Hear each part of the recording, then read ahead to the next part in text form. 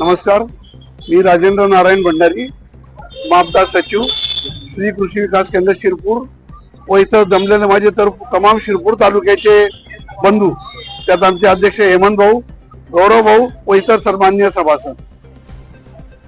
तुम्हाला वाटत असेल का आजचा बंद का बरं? बंद मूळ संकल्पनेकरता नाहीये.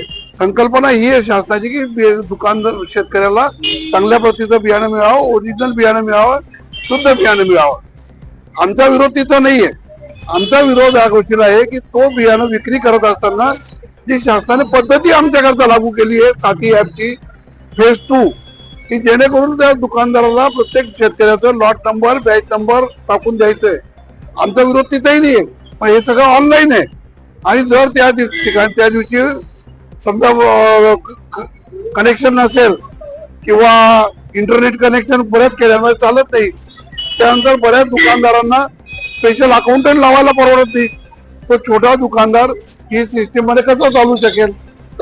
आमचं म्हणणं असं आहे की शासनाने कंपनी लेवलला साथी ॲपच्या पूर्ण पूर्तता करून शासनाने आम्हाला माल पुरवावा की जेणेकरून पुढची फसगत लोकांनी टाळता येईल.